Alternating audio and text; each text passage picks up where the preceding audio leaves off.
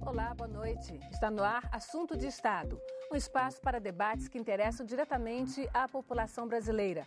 Hoje, os senadores da bancada da Paraíba discutem o desenvolvimento social no Estado. Eles vão responder às suas questões, telespectador. Você pode enviar sua pergunta ou comentário pelo telefone 0800 61 2211, o Alô Senado. Pelo nosso portal www.senado.gov.br/Alô Senado ou ainda pelo Twitter, @TV Senado. Ao meu lado na condução do programa, o jornalista Armando Hollenberg. Boa noite, Armando. Boa noite aos nossos ouvintes, boa noite aos nossos telespectadores e boa noite aos nossos convidados. Espero que tenhamos um bom debate. Você pode acompanhar Assunto de Estado também pela Rádio Senado, aqui em Brasília, em Rio Branco, em Natal, Fortaleza e Cuiabá. Os 3 senadores da Paraíba estão no primeiro mandato, mas têm décadas de experiência política.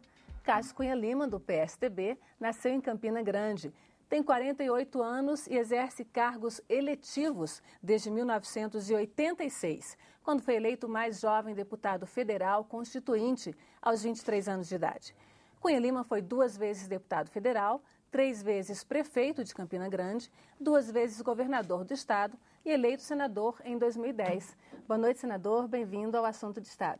Boa noite, Antônia. É prazer estar com vocês, com os telespectadores, com os meus colegas senadores da Paraíba. Bom, Cícero Lucena Filho, também do PSDB, nasceu em São José de Piranhas em 1957. É empresário da construção civil. Antes de ser eleito senador em 2006, Lucena foi 2 vezes prefeito da capital, João Pessoa, vice-governador e governador do estado e ministro no governo de Fernando Henrique Cardoso. Boa noite, senador. Bem-vindo aos nossos estúdios. Boa noite. É um prazer estar com todos vocês. Antônio Vital do Rego Filho, do PMDB, também nasceu em Campina Grande em 1963. É médico e advogado. Começou na vida política em 1988. Foi 3 vezes vereador em sua cidade natal, 2 vezes deputado estadual, 1 vez deputado federal e agora senador, eleito em 2010. Obrigada, senador, pela sua participação aqui no Assunto de Estado.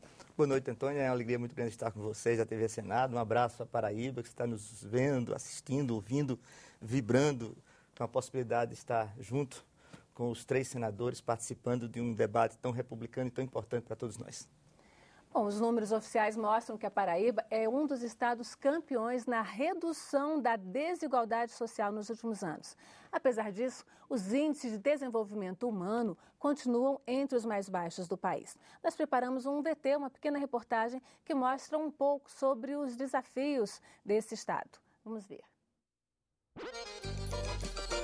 Dona de tradições culturais sem paralelo, que vão da literatura de Augusto dos Anjos e de José Lins do Rego à festa de São João de Campina Grande, a Paraíba é exemplo da luta de um estado nordestino pela modernização econômica e pelo desenvolvimento social. São 3.800.000 habitantes, dos quais 720.000 vivem na capital João Pessoa. Na economia, o setor de serviços concentra 70% do PIB paraibano. Na agricultura do semiárido, o predomínio é da cana-de-açúcar. Na indústria, predominam as atividades têxtil, alimentícia e metalúrgica. A produção e o emprego formal estão crescendo. E, atualmente, a Paraíba é o lugar do Brasil onde mais se tem reduzido a desigualdade social. Ainda que a transferência direta de renda tenha diminuído os desequilíbrios, outros desafios permanecem. O Estado apresenta um índice de desenvolvimento humano entre os mais baixos do país e pede investimentos em infraestrutura e em questões básicas, como educação. As prioridades no desenvolvimento social da Paraíba estão hoje em debate, no Assunto de Estado.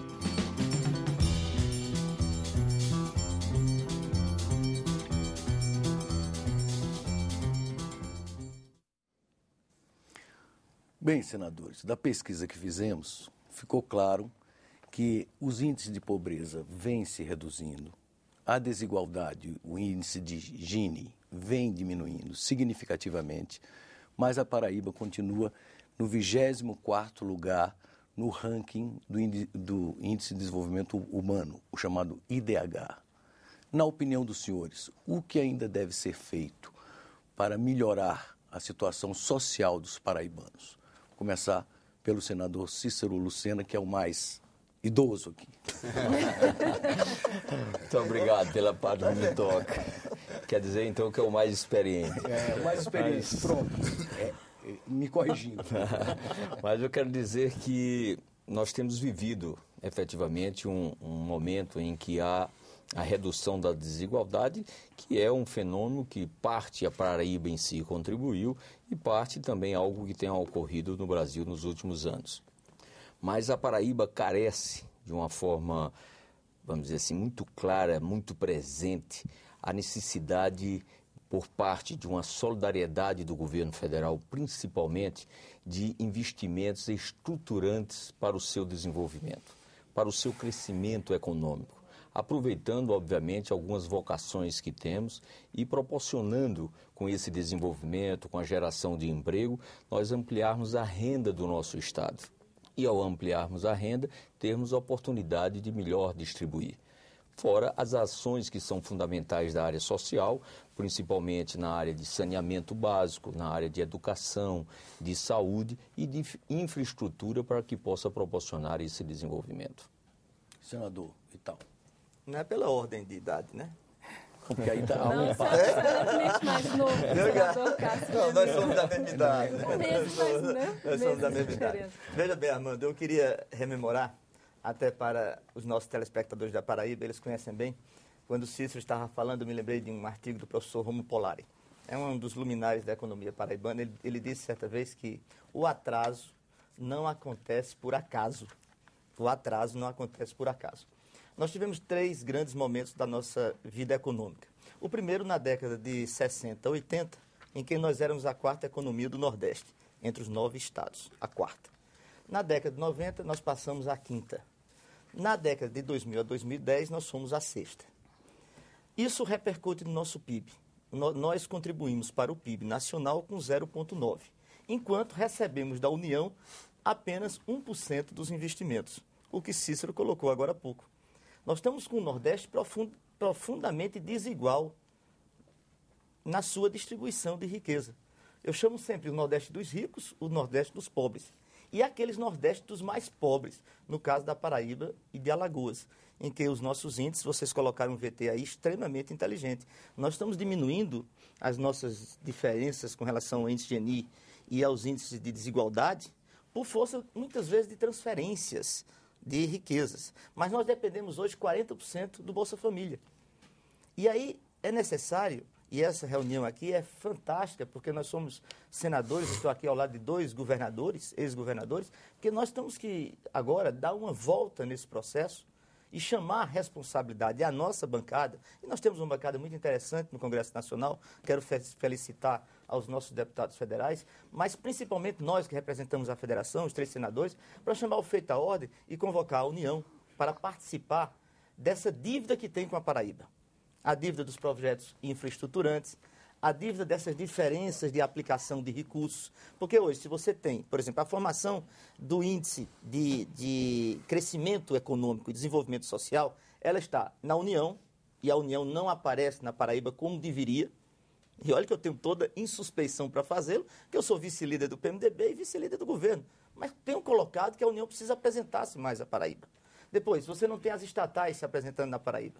Hoje a Paraíba, as estatais têm 58 bilhões de investimentos no país, apenas 5 milhões na Paraíba. Você não tem banco estatal, nem Caixa Econômica, nem fazendo um aporte de recursos importantes na Paraíba. Então, se você não tem nem a União, nem as estatais, nem os financiamentos públicos, você não tem um Estado recebendo recursos aliados à profunda dificuldade de gestão que o Estado hoje está vivendo. Então, a soma de tudo isso dá, efetivamente, um Estado que está se recuperando nos seus índices sociais, mas tem uma taxa de analfabetismo, por exemplo, acima de 20%, tem uma taxa de mortalidade infantil acima de 31%. Então, isso tudo é reflexo de uma crise social e econômica que nós estamos vivendo. Senador Cássio. Eu acredito que a Paraíba hoje tem 28 bilhões de PIB, é o 18º estado no PIB do país, tem crescido, tem reduzido as desigualdades. E acredito que tem 3 movimentos que são importantes para isso. Na Constituinte, foi lembrado aqui que participei dela em 88, eu fui o autor de um dispositivo que garantiu o pagamento de um salário mínimo para todos os trabalhadores rurais. Hoje, aproximadamente 70% das prefeituras do estado da Paraíba têm, no pagamento dos seus aposentados, uma receita maior do que tudo que é arrecadado pelo próprio município. Foi lembrado aqui o Bolsa Família e durante o período que Cícero esteve no governo com o meu pai, Ronaldo Cunha Lima, no período em que eu estive, os governadores também que me antecederam, e sobretudo nessa última quadra, nós fizemos investimentos importantíssimos e que contribuíram de forma direta para essa mudança de curva. Essa virada que a Paraíba apresenta, para nossa alegria, começa exatamente no período em que eu estive à frente do governo do estado. E por razões muito claras. Investimentos em saneamento básico. Eu, ao assumir a Paraíba, tinha 26% dos seus domicílios com rede coletora de esgoto. Deixamos com 52%. Nós mais do que dobramos a área coletada de esgoto. Agora, brevemente, o governador Ricardo Coutinho deve entregar uma obra que iniciei e que estava praticamente concluída, que é a maior estação de tratamento de esgoto do Nordeste brasileiro, em Campina Grande, com reuso da água. Os investimentos firmes que fizemos em educação, levamos ensino médio para todas as cidades do estado, eram 52 municípios que não tinham ensino médio. Conseguimos expansão de infraestrutura, de estradas, de adutoras, de energia com gasoduto, um dos maiores parques eólicos que o Brasil tem hoje localiza-se na Paraíba. E é preciso acreditar no estado, como nós todos acreditamos, uma vez que não está escrito em lugar nenhum que a Paraíba tem que ser um estado pobre. E o que é importante é isso, é consolidar esses avanços, essas mudanças. Porém, para concluir, Cícero traz um tema que foi reforçado por Vital de suma importância. A União, ao longo da nossa trajetória, é devedora da Paraíba. Nós somos credores de um investimento estruturante. Todos os estados do Nordeste receberam, ao longo do tempo, algum investimento transformador da sua economia. A Paraíba é o único estado que não recebeu. E nesse pacto federativo mitigado, capenga que nós temos hoje, e acredito que vamos discutir isso ao longo do debate, dificilmente a Paraíba conseguirá responder isoladamente os seus desafios sem essa participação e essa presença do governo federal em investimentos estruturantes no estado.